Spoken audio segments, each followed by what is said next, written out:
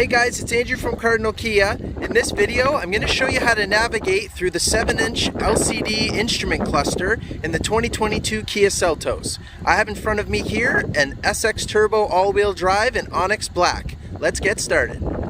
Okay guys, so to start us off, we're going to use these buttons here on the right side of the steering wheel to control in the LCD instrument cluster.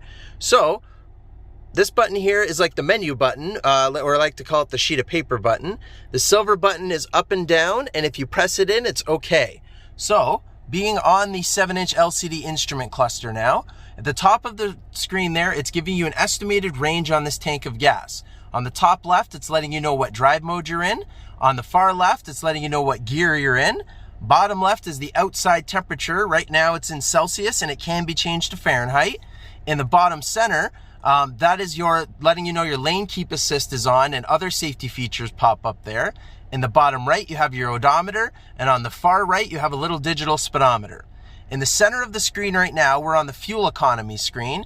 If I go ahead and hit this silver button down, it will then take us to the next option.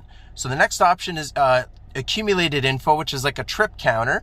This one will never reset unless you go ahead and press in the OK button, and then it will wipe that out fresh for you. If I hit down again, then it gives me the drive info trip counter. This one will give me the same information, but for the last trip or the current trip, and will reset itself for the next trip. If I go down again, I have the drive mode screen. This is letting me know what drive mode I'm in and some of the information for that mode.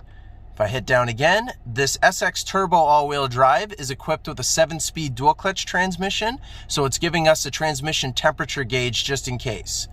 So now I'm going to go ahead and hit that menu button or that sheet of paper button, and that will take us sideways. So because right now we don't have a destination in the navigation system, it's giving us a digital compass. If we had a destination in there, it would let us know like when your next turn or next exit is in X amount of distance.